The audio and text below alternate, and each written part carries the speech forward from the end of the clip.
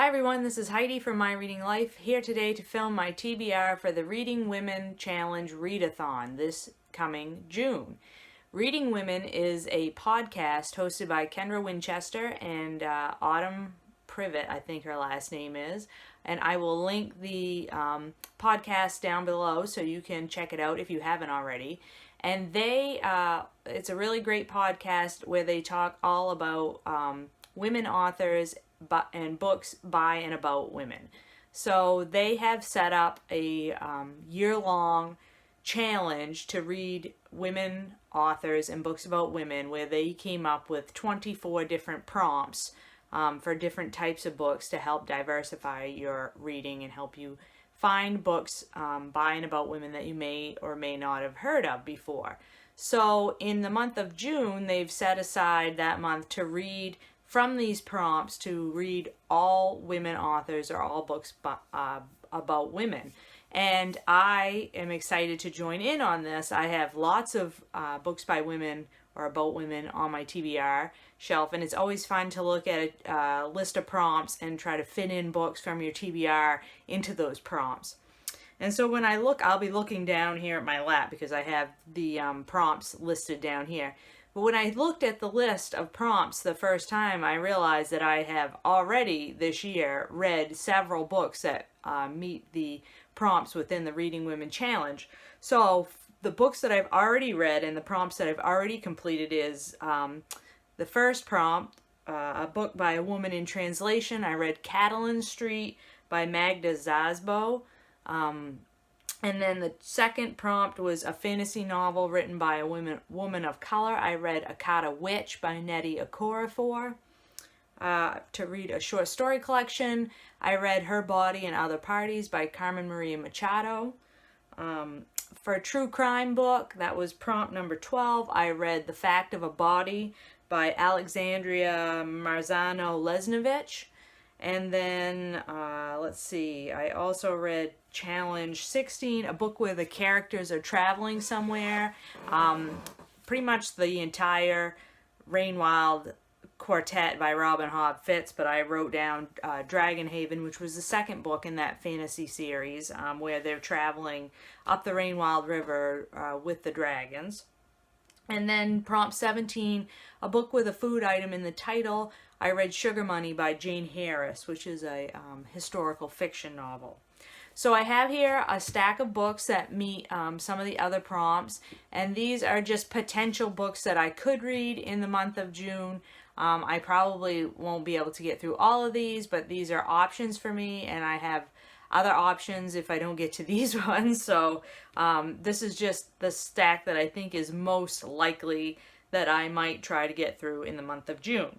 So for prompt number 5, a book published by an independent press, I have this book, Islands of Time by Barbara Kent Lawrence, which is published by, it's a group of authors in Maine, and they have Maine Authors Publishing is what it's called, and they're kind of like almost like a co-op of authors, and they promote Maine books or books written by Maine authors. And this one was given to me by my cousin for Christmas a couple of years ago, and I haven't yet gotten to it, but it is a sort of a contemporary, sort of a family drama type of a thing, where a woman in Maine, if you're not from Maine, you're often referred to as being from away. That's just a local thing. And because Maine is a place where a lot of people come to vacation in the summer, or there's people who have summer homes, especially along the coast of Maine, there's a lot of people that come in the summertime who are from away, quotation marks around that. And this book takes place in the late 1950s, or starts out in the late 1950s, when a woman as a teenager comes to an island off the coast of Maine with her family to vacation, and falls in love with a local boy, a fisherman, and that's frowned upon by her family. It's definitely not something that's, I won't say it's looked down upon by her family. They don't, you don't mix with the locals, certainly not the poor locals.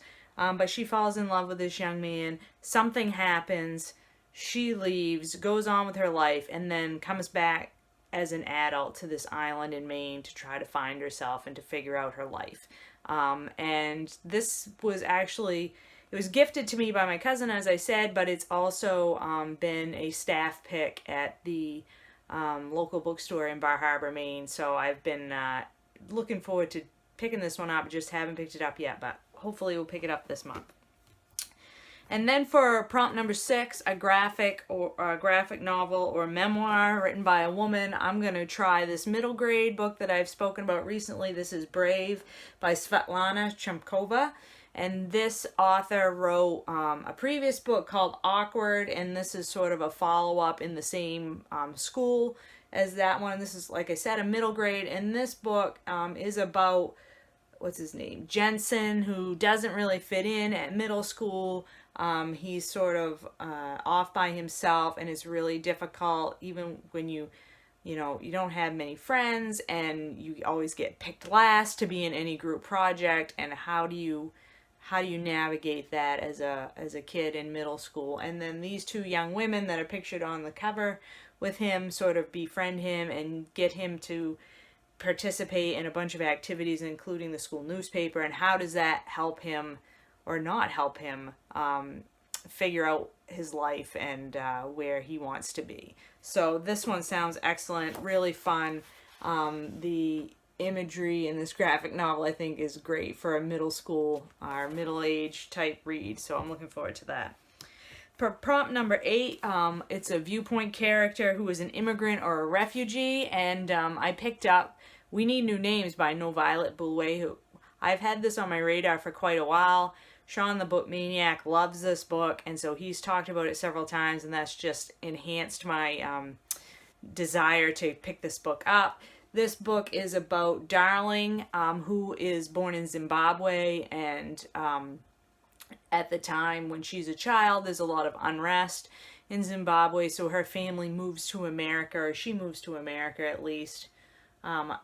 I don't know if her whole family gets there or not, but she gets to America, and then it's about her trying to adjust and adapt to life in America after having lived in Zimbabwe. So very much about an immigrant experience and trying to navigate the American culture and lifestyle as a person who was not born here. So I think that's going to be great. Then we have prompt number 9, a book by an Australian or a Canadian author. I am going to read an Australian author because I am going to pick up Terra Nullius by Claire G. Coleman. This has been recommended to me by Leah from Hide and Seek, who is Australian, and this is a dystopian novel set in Australia. I don't know really anything else about it other than that, and I don't need to. I love a good dystopian. I haven't read much that takes place in Australia, only a few things, so I'm looking forward to broadening my horizons with this Australian book. And if I may also, for this prompt, I have The Dry by Jane Harper, which is a mystery novel set in Australia. I have that on my Kindle. I picked it up. It was just recently an Amazon deal for like $2.99 or something like that. So I picked that up. So I may also try to read The Dry if I have time. Then for prompt number 10, an essay collection, I have Bitch in Praise of Difficult Women by Elizabeth Wurtzel. This is a collection of essays all about sort of American pop culture and women and women's roles in the world and how women are expected to act, and if they don't act those ways, are they a bitch? A lot of times that's the consensus from the outside world. So this actually, it's really interesting if you read the blurbs at the front of the book that are usually like, oh, this book is so amazing, you'll love it, blah, blah, blah. Well, there's a bunch of those, and then there's also, like, bad reviews, like there's blurbs from bad reviews talking about, how much of a bitch Elizabeth Wurtzel is, and, how she just rambles on and on and on, and won't she please shut up, and it's just like, oh, yeah, I see you over there. I see what she's trying to get at. So this one, actually, I found Had a library book sale a couple of summers ago. It's been languishing on my TBR shelf, so I thought this would be a great time to pick this one up and get that one into my brain.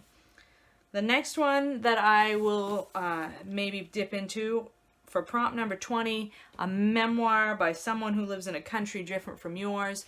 I have Reading Lolita in Tehran, a memoir in books by Azar Nafisi.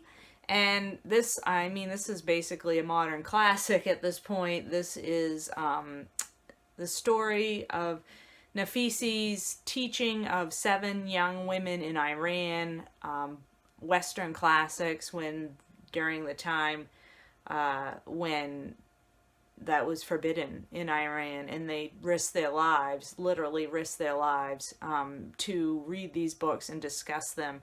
And, you know, at any time, any one of them could have been killed for this activity that they had undertaken. And I mean, this you don't need me to talk about this, right? This is obviously a very important and has been a book that a lot of people have read ever since it was published. So let's see, when did this originally get published?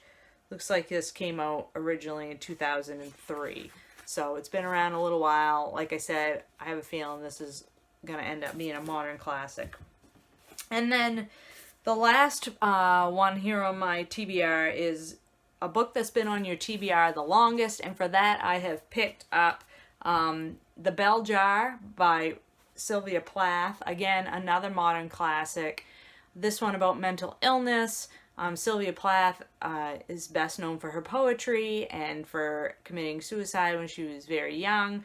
And this is her novel about Esther Greenwood, who is slowly but surely devolving into insanity. And some of you may have read this in school or as a classic off a classic reading list. This one's been on my shelf, like I said, for at least 5 years, if not longer than that. I think it's the book that's been on my shelf the longest. And I think haven't picked it up because I know it's going to be a tough read. It's going to be a sad read. But I think that I'm ready to tackle it this month. So that's it for my TBR for the Reading Women Challenge Readathon, which is taking place this entire month of June. As I said, it's sponsored by the lovely ladies over at the Reading Women podcast. I will link Kendra Winchester's announcement video down below as well that gives all the details about the Readathon, and will give you further information and links to other stuff that you might need to know. I hope that you all will join in with us as we read books by and about women in the month of June. If you are planning to do this readathon, please let me know down below.